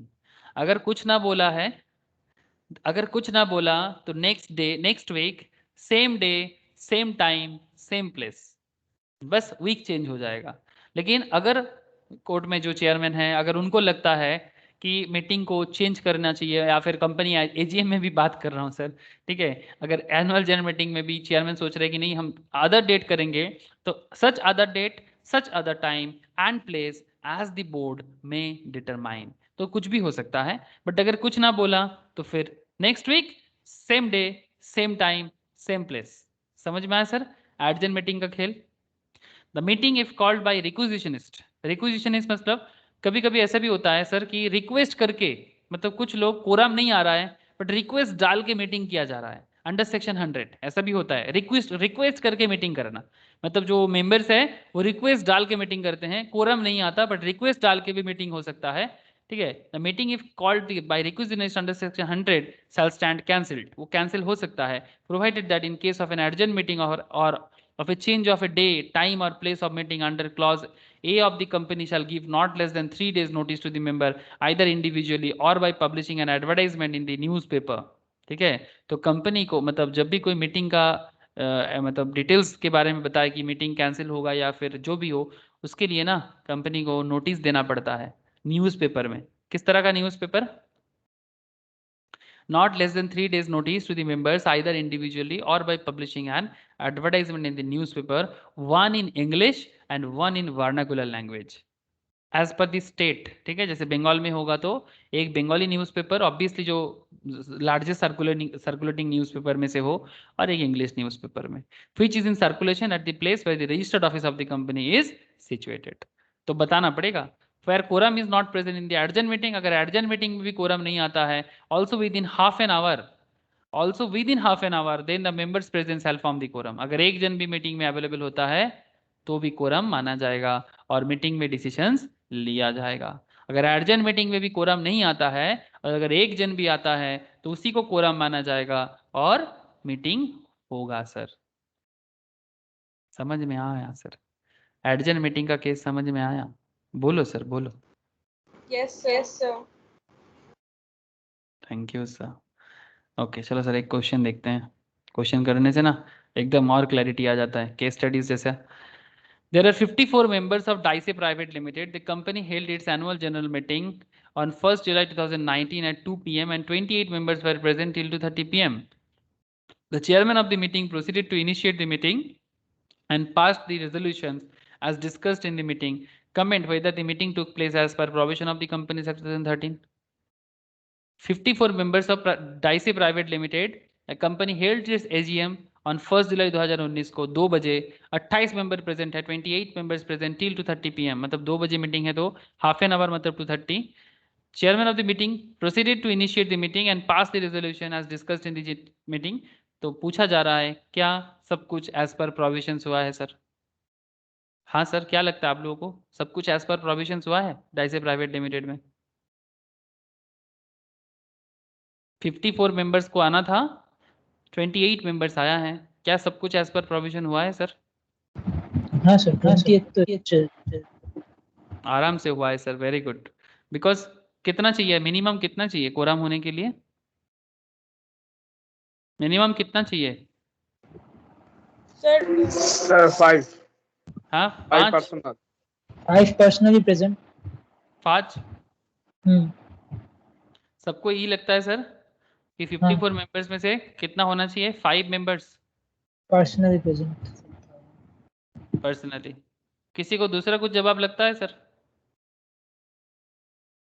सभी को ऐसा लगता है minimum member 5 जन चाहिए? Sir क्या किसी 2। को? कौन बोला 2? रित्सा, नंदिनी, कौन? नंदिनी। नंदिनी, क्यों 2 क्यों नंदिनी? सर प्राइवेट कंपनी तो दूजों नहीं लगे। Thank you sir, very thank you sir, बहुत अच्छा जवाब दिया। मतलब ये इस तरह का सिली मिस्टेक बहुत लोग करते हैं, तभी तो मैं बार बार पूछ रहा था। सर प्राइवेट कंपनी है, क्वेश्चन में पूरा एकदम पक्का पक्का बोल रहा है सर कि सर डाइसे प्राइवेट लिमिटेड, और प्राइवेट लिमिटेड में कोरम 2 जन मिनिमम होना चाहिए। ऐसे तो आप लोगों का जवाब पहले नॉर्मली सही है कि हाँ सर कोरम तो सही है, कोई दिक्कत नहीं है, बट फिर भी जब मैं पूछा कि क्या कितना मिनिमम मेंबर चाहिए, सबका जवाब 5 जन। Very good Nandini, minimum 2 member होने से ही प्राइवेट लिमिटेड कंपनी का कोरम माना जाता है, not the 5 for public company, stock market listed company या फिर गवर्नमेंट कंपनी। गवर्नमेंट कंपनी को पब्लिक भी कहा जाता है, ये सब आप लोग पढ़े हो ना, कंपनी लॉ का जो नॉर्मल बेसिक पढ़े हो सर, जिसमें पूरा कंप्लीट ओवरव्यू पढ़े आप लोगों ने, उसमें ये सब चीज़ें ना एकदम क्रिटिकली एनालाइज किया गया है, मतलब एकदम डिटेल्स में एक एक चीज़ का चर्चा किया गया है। ओके सर, समझ में आया रे जो लोग 5 बोला था? हाँ सर ठीक है, गलती हो सकता है, बट इस तरह का सिले मिस्टेक मैं होते हुए देखता हूँ, तभी मैंने पूछा कि सब कोई सही बोला क्या? अच्छा देख लेते सर, चलो आंसर क्या बताता है।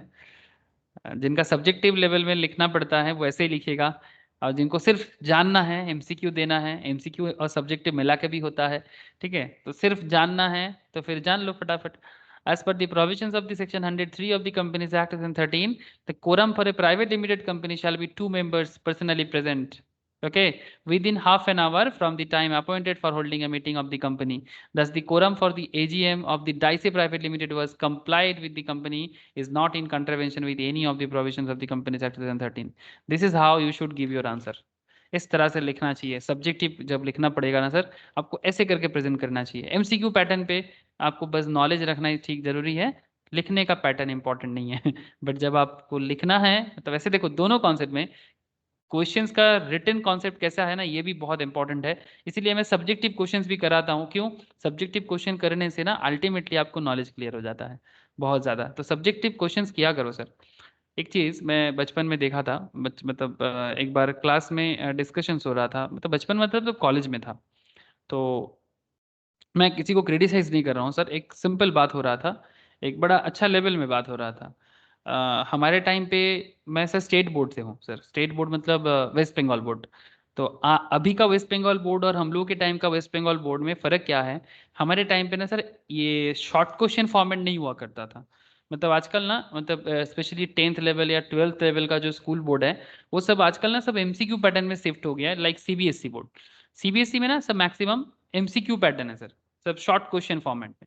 बट हमारे टाइम का, मतलब हमारा जो स्टेट बोर्ड हुआ करता था वेस्ट बंगाल बोर्ड, उसमें वैसा नहीं था। लेकिन आजकल का जो वेस्ट बंगाल बोर्ड का पैटर्न है वो टोटली ऐसा सीबीएसई जैसे ही हो गया है, मतलब एमसीक्यू पैटर्न पे इजी हो गया है। इवन तो सीबीएसई से भी इजी हो गया है आजकल का स्टेट बोर्ड, सीरियसली सर। मैं क्लासेस कर रहा था ना, तो समझ में आ गया मुझे धीरे धीरे कि इवन मुझे सीबीएसई से भी इजी लगता है आजकल का स्टेट बोर्ड। तो उस टाइम पे सीबीएसई आईएससी बोर्ड इतना पॉपुलर नहीं था, तो सीबीएसई एंड स्टेट बोर्ड के बीच में एक प्रॉब्लम चल रहा था कि सीबीएसई स्टूडेंट का माइंड सेटअप और स्टेट बोर्ड का माइंड सेटअप। तो एक चीज ऐसे देखा जा रहा था कि सीबीएसई वाले बच्चे ना बहुत ज्यादा इन्फॉर्मेशन जानते हैं, मतलब दे have a lot of information, they know lots of things, बहुत सारा चीज जानते हैं। बट अगर किसी भी चीज में उनको डेप्थ में बात करना, वो मुश्किल में पड़ जाते हैं। और स्टेट बोर्ड के स्टूडेंट्स के अंदर एक पर्टिकुलर कैरेक्टर दिख रहा था कि उनको ना पर्टिकुलर चीज़ों में बहुत नॉलेज है, बिकॉज वो लोग सब्जेक्टिव वे में पढ़ाई करता है। मतलब किसी एक क्वेश्चंस भी करता है ना, उसका डिटेल्स में जाके ना उसको क्रिटिकली समझते हैं। हाँ, शायद इसके लिए टाइप का सवाल जो होता है ना, मतलब वेराइटीज ऑफ क्वेश्चन शायद कम हो जाता है। बट सीबीएसई पैटर्न में क्या है, लॉट्स ऑफ इंफॉर्मेशन है, आपको हर चीज के बारे में थोड़ा थोड़ा थोड़ा थोड़ा जानना होगा। अब मैं आपको इसलिए बता रहा हूँ बिकॉज ये एजुकेशनल पॉलिसी के ऊपर डिपेंड करता है। मतलब किस तरह से एजुकेशन लिया जा रहा है। तो इससे क्या होता है, अगर आप टू मच इंफॉर्मेटिव पढ़ाई करते हो तो इसमें आप, ये it's good for the BPO sector jobs. लेकिन अगर आपको कुछ इनोवेट करना है, अगर आपको कुछ रिस्क लेके कुछ रेडी करना है, इन दैट केस सब्जेक्टिव वे का जो पढ़ाई है ना वो ज़्यादा ज़रूरी है। मतलब ये एक क्रिटिकल एनालिसिस चल रहा था, तो इसीलिए ये सब बाहर निकल के आया था कि अगर सब्जेक्टिव क्वेश्चन पूछा जाता है तो उससे ना आपके अंदर का जो डेप्थ होता है ना वो बाहर निकल के आता है, आपका सोच निकल के आता है, तो उसमें इनोवेशन आता है। लेकिन अगर आप टू मच इंफॉर्मेटिव होते हो ना, आपको बहुत कुछ पता है, आप जानते बहुत कुछ हो, बट किसी भी चीज़ में आपको मास्टरी नहीं है, उसमें क्या होता है ना, यस आप एक पर्टिकुलर, आप जॉब बहुत अच्छा कर लोगे बट इनोवेट नहीं कर पाओगे। तो पता नहीं सर कौन सा सही कौन सा गलत, वो तो समय बताता है और बता भी रहा है। बट सर कुछ तो सोचना पड़ेगा। सर आप लोगों को समझ में आया? एजुकेशनल पैटर्न में 2 मिनट में बात कर रहा था कि एमसीक्यू पैटर्न या शॉर्ट क्वेश्चन पैटर्न में क्या होता है और सब्जेक्टिव क्वेश्चंस का पढ़ाई करने में क्या होता है। दोनों का मिक्सअप अच्छा है ना सर? क्या लगता है आप लोगों को? क्या मेरा कॉन्सेप्ट कुछ गलत था? ये तो सर मेरा खुद का नहीं, एक ओवरऑल एजुकेशनल रिसर्च पेपर से ही मैं बात कर रहा था। ओ सर बोलो, कुछ समझ में आया कि नहीं आया, या फिर दिमाग के ऊपर से चला गया? अरे sir with all respect to all the board students, मुझे पता है यहाँ पर हर तरह का बोर्ड के स्टूडेंट्स है, सभी को फुल रिस्पेक्ट के साथ बात कर रहा हूँ sir.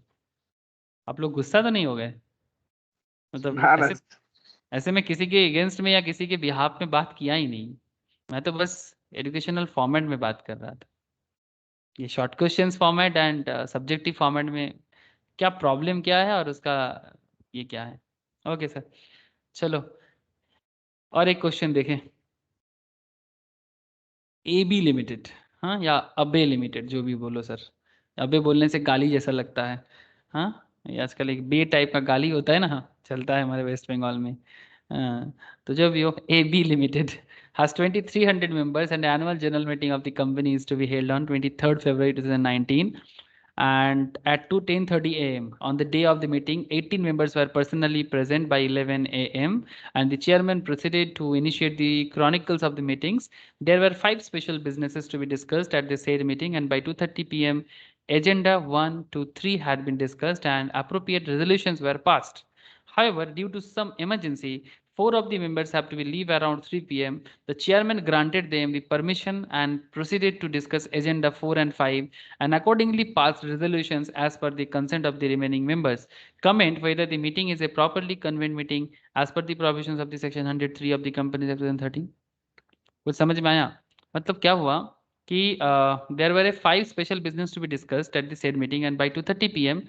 agenda 1 to 3 had been discussed. 2:30 बजे तक 1 से लेकर 3 तक का discussions हो चुका था and appropriate resolutions were passed. However, due to some emergency, 4 of the members have leave around 3 p.m.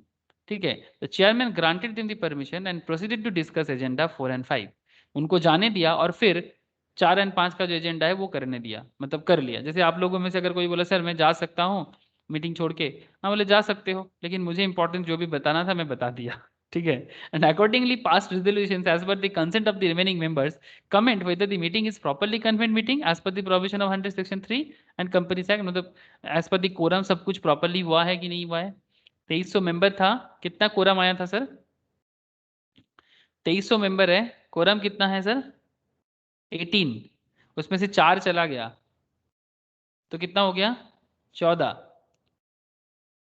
बताओ सर, क्या सब कुछ, क्या लग रहा है आप लोगों को कि सब कुछ प्रॉपर्ली हुआ है, as per the provisions of the companies act हुआ है, या कुछ गड़बड़ लग रहा है?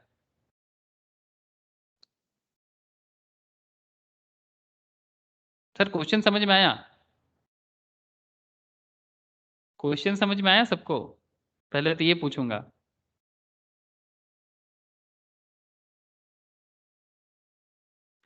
सर चुप क्यों हो? क्या समझ में नहीं आया तो भी बोलो ना, इसे समझ में नहीं आया, और समझ में आया तो भी बोलो कि सर हाँ सर समझ में आया, हम लोग पढ़ रहे हैं। क्या रोशनी, प्रिया, आप लोग समझ नहीं पा रहे हो क्या? बोलो।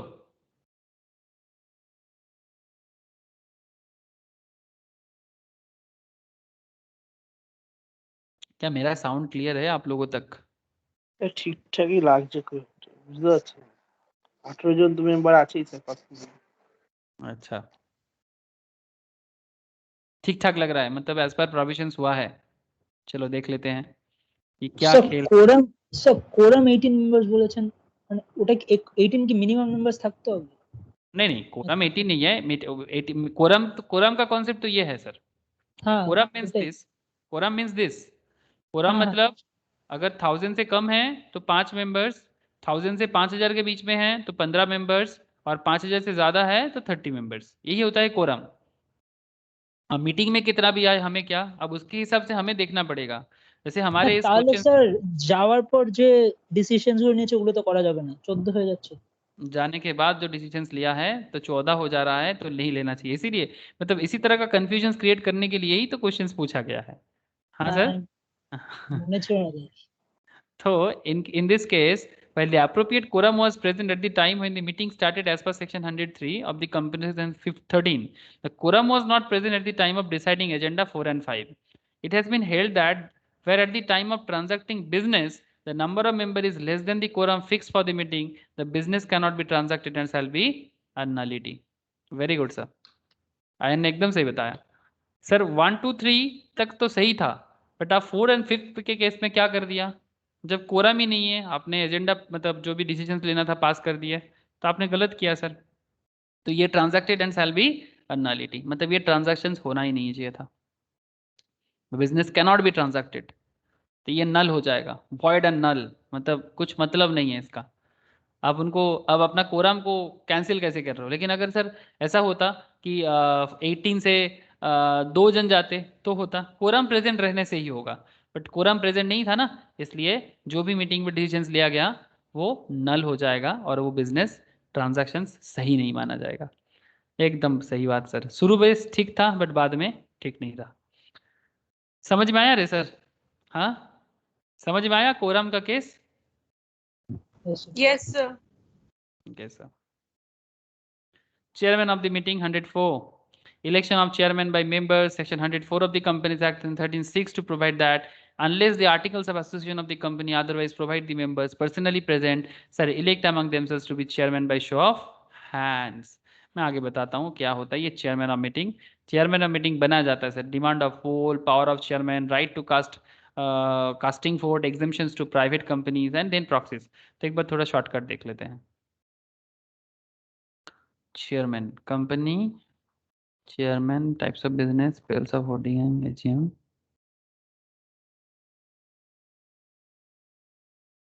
Proxies, quorum, resolutions, minutes. अच्छा, चेयरमैन का शॉर्टकट नहीं है इधर। Holding EGM, AGM.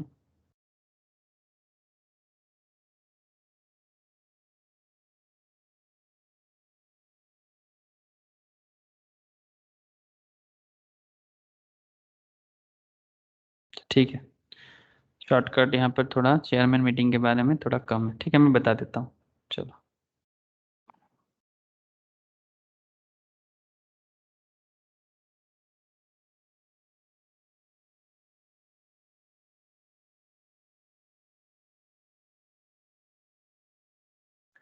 রাজু বুঝতে পারা যাচ্ছে তো? রাজু বল। Yes, sir. Okay, so okay, so 104 क्या बताते हैं sir? Election of chairman by members. तो कैसे मेंबर्स चेयरमैन डिसाइड करते हैं sir? The selection section 104 of the Companies Act in 13(6) to provide that unless the article of association of the company otherwise provide the members personally present shall elect among themselves to be the chairman by show of hands. अगर article of association कुछ special way बताते हैं sir, आप लोग जानते हो AOA and MOA के बारे में आप लोग जानते हो। अगर article of associations कुछ अलग बताते हैं तो ठीक है, अदरवाइज शो ऑफ हैंड्स के थ्रू से मेंबर्स चेयरमैन चूज कर सकते हैं कि इन वोट दे के चेयरमैन चूज किया जाता है सर कि किसको चेयरमैन बनाया जाएगा। बाय शो ऑफ हैंड्स के थ्रू से भी हो सकता है। इन केस ऑफ IFSC मतलब फाइनेंस कंपनीज कुछ हैं, उनके केस में IFSC public company unless otherwise पे आर्टिकल ऑफ एसोसिएशन। ठीक है सर, ये नॉट नेसेसरी इतना, आप छोड़ दो इसको। Demand for poll, demand of poll क्या हो गया sir? The section further provides that if a poll is demanded on the election of the chairman, the chairman elected by show of hands shall continue to be the chairman of the meeting until some other person is elected as chairman as a result of poll, and such other elected person shall be the chairman for rest of the meeting. मतलब समझ में आया? The section further provides, ये भी बोलता है 104 कि if a poll is demanded on the election of the chairman, अगर chairman को चूज करने के लिए पोल करने का जरूरत हुआ, जैसे वोट आजकल चल रहा है आप लोग जानते हो, the chairman elected by show of hands shall continue to be the chairman of the meeting until some other person is selected as chairman as a result of poll, and such other is elected person shall be chairman for the rest of the meeting. मतलब अगर बाद में जो भी आएगा वो meeting को चलाएगा। चेयरमैन का पावर क्या होता है? Chairman of the meeting is the person who manages the meetings and ensures that the record decorum of the meeting, मतलब मीटिंग में जो भी डेकोरम होगा उसका का पूरा रिस्पॉन्सिबिलिटीज चेयरमैन के हाथ में होते हैं। Is maintained at all times, मतलब क्या करना चाहिए, मीटिंग को कैसे प्रोसीड करना चाहिए, everything till the meeting is concluded and post that, meeting complete करने के बाद एंड मीटिंग कंप्लीट होने के बाद एग्जीक्यूट द मिनट्स, मिनट्स को भी बनाना चेयरमैन का ही रिस्पॉन्सिबिलिटी है, मतलब वो खुद नहीं बनाएगा, मतलब उसी के लीडरशिप में बनेगा। ठीक है, ऑफ द मीटिंग्स। आप लोग जानते हो ना मिनट्स क्या होता है, मैं डिस्कस करता हूं सर मिनट्स क्या होता है। The chairman has prima facie authority to decide all questions which raise at a meeting and which requires decision at the time. Chairman के पास प्राइमा फेसी मतलब सर प्राइमरी, प्राइमा फेसी मतलब primary, primary sir Latin word है। ठीक है, the chairman has a prima facie authority to decide all questions which arise at a meeting and which require decisions at the time. In order to fulfill his duty properly, he must observe strict impartiality. Chairman हमेशा impartial होना चाहिए, पर्शियलिटी नहीं कर सकता sir किसी के साथ भी। ठीक है, चेयरमैन हो आप। आप पर्शियलिटी नहीं कर सकते। Right to cast casting vote, ठीक है। The chairman has a casting vote in board meeting, ध्यान से सुनना सर, बड़ा इंटरेस्टिंग है। The chairman has a casting vote in board meetings and general meetings, board meeting में भी है, मतलब डायरेक्टर्स की मीटिंग में भी एंड जनरल मीटिंग में भी। If specifically empowered by the article of the company, article of company में इस पावर को दिया गया है। Casting vote means, what is the meaning of casting vote? A casting vote means that in the event of the equality of vote on a particular business being transacted at the meeting, the chairman of the meeting shall have a right to cast a second vote. If there is no provisions in the articles for a casting vote, an ordinary resolutions on which there is a equality of votes is deemed to be dropped. मतलब basically tie breaker को break करने के लिए, ठीक है। अगर मानो कि कुछ पर्टिकुलर पॉइंट पे कॉन्सेप्ट चल रहा है तो उसमें दोनों मुद्दे पे इक्वल वोट आया है सर, एक दो, मतलब सपोज मानो टोटल मेंबर्स में से 50-50 हो गया, तो फिर चेयरमैन के पास में एक पावर है, meeting shall have a right to cast a second vote if there is no provisions in the articles for casting a vote.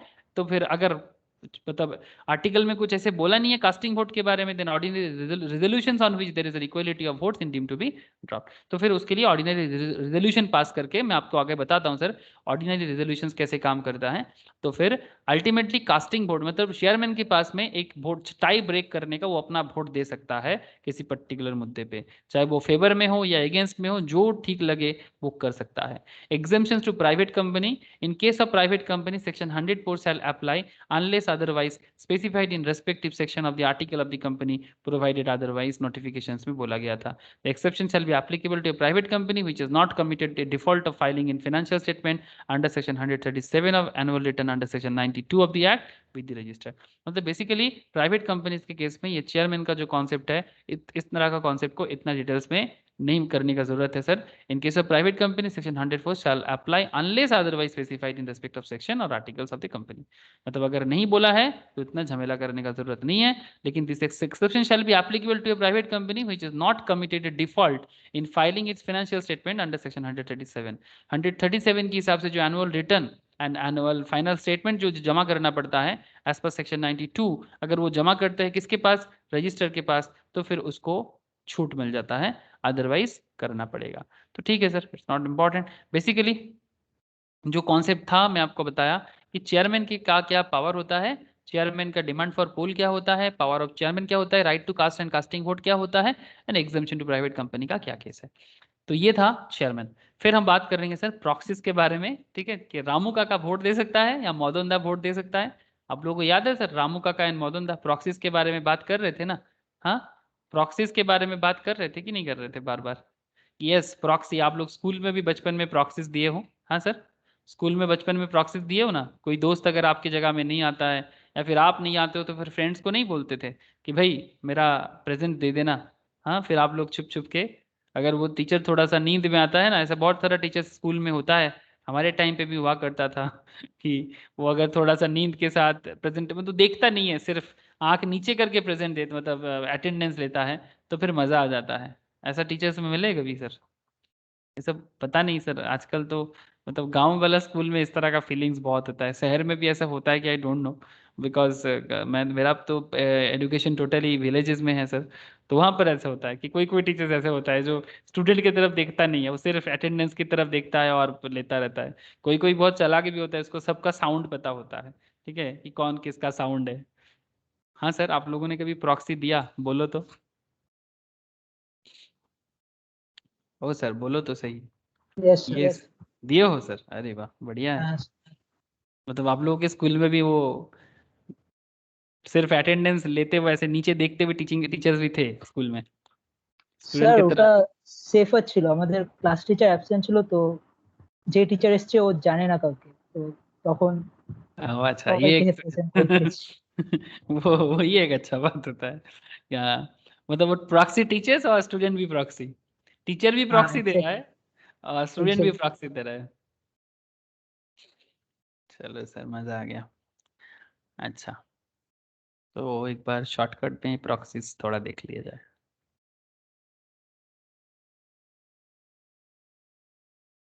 देखो sir, what is proxies? Proxies, that is any member of a company entitled to attend and vote and at a meeting of the company. Any member of a company to attend and vote at a meeting at the company shall be entitled to appoint another persons. मतलब अगर आप company में meeting में attend भी कर सकते हो और आपका कंपनी में वोटिंग पावर भी है, ठीक है। कुछ शेयर होल्डिंग के ऊपर डिपेंड करता है सर कि किसका कितना शेयर होल्डिंग है उसके ऊपर, तो वो कंपनी के आर्टिकल्स पे लिखा रहता है कि कितना शेयर होल्डिंग होने से आप वोट दे सकते हो, समथिंग लाइक दैट। तो सपोज आप एक मेंबर हो कंपनी का, आपके पास कंपनी का मतलब मीटिंग में अटेंड करने की भी पावर है और साथ में आप वोट भी दे सकते हो, तो ऐसे लोग मीटिंग में किसी दूसरे को अपॉइंट करके भेज सकता है, another person as a proxy to attend and vote at the meeting on his behalf. A proxy shall not have the right to speak, ध्यान से सुनना sir, proxy shall not have the right to speak at such meeting and shall not be entitled to vote except on a poll. Proxy बात नहीं कर सकता sir, meeting में कुछ भी बात नहीं कर सकता, मीटिंग में वो अपना कोई ओपिनियन नहीं दे सकता। आप प्रॉक्सी हो इसलिए, तो फिर आया क्यों है, आप जरूर बोलोगे सर आया क्यों है। सर इसलिए आते हैं कि मीटिंग में क्या बात हुआ है, क्या डिसीजंस हुआ है, वो अपने ओनर तक पहुंचाने के लिए, मतलब वो जो उसका प्रिंसिपल्स है उसको उन तक पहुंचाने के लिए कि मीटिंग में क्या हो रहा है, आप जाओ देखो, ठीक है। बट हाँ, अगर एक पोल वोट होता है ना किसी पर्टिकुलर मुद्दे पे, तो पोल वोट में प्रॉक्सीज वोट दे सकता है, accept in any other vote में नहीं दे सकता, पोल वोट में दे सकता है। A person appointed as a proxy shall act on behalf of such members or number of members not exceeding 50 and holding in aggregate not more than 10% of the total share capital of the company carrying voting rights. मतलब आप समझ रहे हो, a person appointed as a proxy shall act on behalf on such member और number of member not exceeding 50, मतलब एक proxy 50 जन के बिहाफ में पहुंच सकता है, एक प्रॉक्सी 50 मेंबर के बिहाफ में जा सकता है। मतलब सपोज एक कंपनी में 50 मेंबर्स है, उस 50 मेंबर्स के बिहाफ में एक प्रॉक्सी जा सकता है and holding in aggregate total company का शेयर का 10% से ज्यादा नहीं हो सकता। तो 10% टोटल शेयर होल्डर मिला के अगर 10% शेयर है, उनके बिहाफ में कोई एक प्रॉक्सी जा सकता है मैक्सिमम, ठीक है। The company carrying voting rights, A proxy received 48 hours before the meeting, proxy को कब मतलब अपॉइंट किया जाता है, मीटिंग के कम से कम 48 घंटा पहले, will be valid even if the articles provided for a longer period, ठीक है। मिनिमम 48 घंटा पहले आप प्रॉक्सी अपॉइंट कर सकते हो। The instrument appointing a proxy shall be in writing, तो प्रॉक्सी अपॉइंट करने का जो भी इंस्ट्रूमेंट है, मतलब जहां पर बताया जाता है कि दिस इज माय प्रॉक्सी, ये जाएगा मीटिंग में अपना जो भी है सुनेगा, बैठेगा, मीटिंग सुनेगा, ठीक है, जरूरत पड़ने से पोल वोट में वोट भी देगा, ठीक है। तो वो बाय राइटिंग होना चाहिए, मुंह में नहीं बोलने से नहीं होगा सर, तो इन राइटिंग होना जरूरी है। दिस इज बेसिकली प्रॉक्सी का कुछ ओवरव्यू, हाँ सर, कि प्रॉक्सी होता क्या है उसका ओवरव्यू, ठीक है। ओके सर, समझ रहे हैं सर, समझ रहे हैं, आप इतना बोल रहे हैं, समझ गए। तो 105 में बोला गया प्रॉक्सी के बारे में, okay. The section provides following laws, appointment of a proxy is an important right of a member of the company. अब subsection 1 provides that any member of a company who is entitled to attend and vote at a meeting of the company shall be entitled to appoint another person as a proxy to attend and vote at the meeting on his behalf. However, a proxy shall not vote and right to speak at such meeting। ये सब तो हम लोग already discuss कर चुके हैं sir, okay.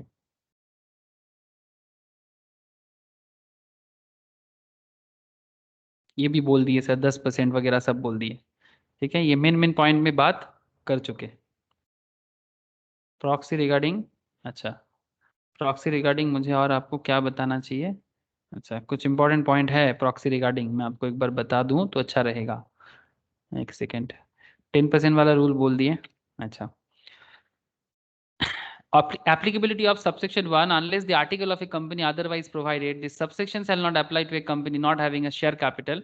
Capital gain may be sorry, central government may also prescribe, central government also, मैं capital gain बोल दिया, sorry tax का बात है, CG मतलब central government also prescribe a class or classes of companies whose members shall not be entitled to appoint another person as a proxy।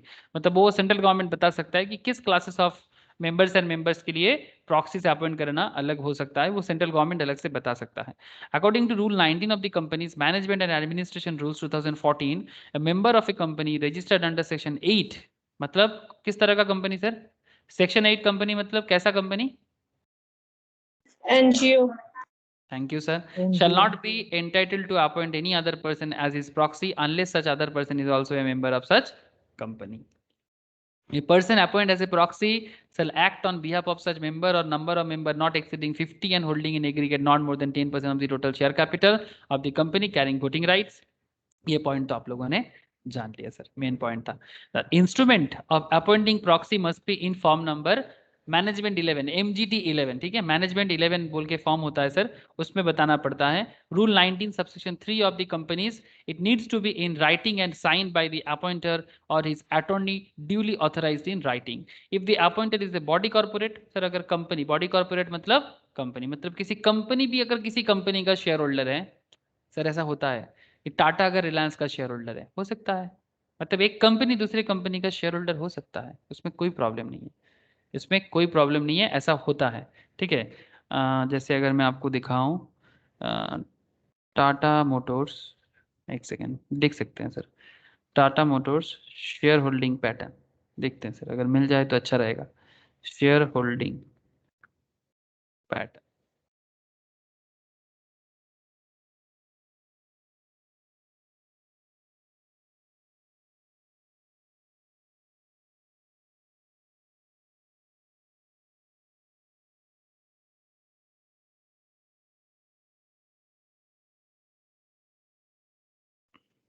एक idea, बस idea के लिए, ऐसे डिटेल्स तो कुछ जरूरी नहीं है करेंटली, डिटेल्स उनको जरूरी होता है जो स्टॉक मार्केट में इन्वेस्टमेंट करते हैं। ये स्टॉक मार्केट इन्वेस्टमेंट का क्लास है नहीं, तो फिर मैं जस्ट आपको आइडिया देने के लिए दिखाने का कोशिश कर रहा हूँ। शेयर होल्डिंग पैटर्न में हाँ एक थोड़ा आइडिया तो आप ले ही सकते हो। टाटा मोटर्स का शेयर होल्डिंग में आप देख सकते हो नंबर ऑफ शेयर्स इतना है, प्रोमोटर्स के 100% है, उसमें प्रोमोटर्स मतलब टाटा मोटर्स मतलब टाटा ट्रस्ट होता है सर, उसके हाथ में है 46.41%। फॉरेन इंस्टीट्यूशंस मतलब फॉरेन इंस्टीट्यूशन मतलब foreign mutual fund companies, foreign government, इनके हाथ में है 14.52%। Non banking and mutual funds, ठीक है, इंडिया में जो नॉन बैंकिंग कंपनीज है एंड म्यूचुअल फंड कंपनीज है, तो they are also body corporate, इनके हाथ में 4.76% शेयर होल्डिंग है। सेंट्रल गवर्नमेंट का टाटा मोटर्स में 0.15 शेयर होल्डिंग है, एंड बाकी सबका मिला जुला के मतलब बाकी में हम आप जैसे लोग जनरल पब्लिक जो है वो इसमें आ गया 14.44। आदर्स में आ जाता है sir financial domestic financial companies, इसके हाथ में 12.79%। फाइनेंशियल इंस्टीट्यूशंस लाइक LICs वगैरह इसके हाथ में है 6.93%। इस तरह से तो अल्टीमेटली आप समझ सकते हो NBFC म्यूचुअल फंड्स ये सब तो कंपनी है, तो फिर कंपनी बॉडी कॉर्पोरेट लेवल में किसी दूसरे कंपनी में इन्वेस्टमेंट कर सकता है। इस तरह का पैटर्न है सर, ये सब फाइनेंशियल स्ट्रक्चर है। आप लोग जब धीरे धीरे अकाउंट्स फाइनेंस समझोगे, स्टॉक मार्केट का पढ़ाई भी साथ साथ में करोगे ना, आप लोगों को ये सब आइडिया और क्लियर होता जाएगा सर, बड़ा मजा आएगा। क्यों सर मजा किस बात का आएगा? इस बात का मजा आता है कि आप जो पढ़ाई कर रहे हो ना, आप उसको फील कर सकते हो, ठीक है। As a chartered, as a CS CMA आपको ना पढ़ाई फील करने का बहुत जरूरी है, जितना प्रैक्टिकली समझोगे तभी आप ना ये सब चीजें समझ पाओगे। और ज्यादा किताबी भाषा पढ़ोगे ना, किताबी भाषा जरूरी है, ये तो किताब में जो लिखा वो तो पढ़ना ही पड़ेगा, बट सिर्फ किताबी भाषा रटने जाओगे मुश्किल में पढ़ सकते हो। ओके अच्छा, तो फिर बॉडी कॉर्पोरेट के केस में the instrument should be under its seal और be signed by an officer और an attorney duly authorised by the body corporate for execution of proxy. The article of association of a company can not specify any special requirement to be complied with. As a compliance requirement, every notice calling a meeting of a company which has a share capital or the articles of which provide for voting by proxy at the meeting, there shall appear with reasonable prominence a statement that a member entitled to attend and vote is entitled to appoint a proxy, or where that is allowed one or more proxies to attend and vote instead of himself, and that a proxy need not be a member. Proxy को member होने का जरूरत नहीं है, proxy जाके vote दे सकता है, yes, अगर पोल वोट हो तो दे सकता है, बट उसी के लिए जा सकता है प्रॉक्सी जो मेंबर का भी वोटिंग पावर है। हर मेंबर का वोटिंग पावर नहीं होता है, वो as per article of association देखना पड़ेगा कि कितना परसेंटेज ऑफ शेयर होल्डिंग रहने से वोटिंग में दे रहा है वो particular company. Section 105 subsection 4 provides that a proxy received 48 hours before the meeting, ये तो आपको मैंने बोल दिया। Rule 20 of the companies rule 2014 is applicable to listed companies according to listed मतलब stock market listed. The notice of the meeting shall clearly state that the members who have cast their vote by remote e-voting prior to the meeting by, में तो e-voting समझते हो ना, remote e-voting मतलब बहुत दूर में बैठ के आप इलेक्ट्रॉनिक वोट भी दे सकते हो, may also attend the meeting but shall not be entitled to cast their vote again। अगर आप एक बार e-vote दे देते हो ना तो फिर बाद में जब मीटिंग अटेंड करते हो तो और वोट नहीं दे सकते। Section 105 subsection 8 provides that every member entitled to vote at the meeting of the company or any resolutions to be moved thereat shall be entitled during the period of beginning 24 hours before the time fixed of the commencement of the meeting and ending with the conclusion of the meeting to inspect the proxies lodged and at any time during the business hours of the company, provided not less than 3 days notice in writing of the intention so to inspect to given in the company. Basically point क्या है, 105 subsection 8 बताता है every member entitled to vote at a meeting the company or any resolutions to be moved thereat shall be entitled during the period beginning 24 घंटा से पहले the time fixed for the commencement of the meeting and ending with the conclusions. तो सारा का सारा concept उनको 24 घंटा पहले हो जाना चाहिए. अब प्रॉक्सीज ये हो या मीटिंग के बारे में, कंपनी के वोट देने के बारे में जो भी बात हो, ठीक है, पेनल्टी फॉर डिफॉल्ट, अगर कोई डिफॉल्ट होता है, in default of complied with section subsection 2 every officer of the company who is in default shall be liable for penalty of 5000 rupees.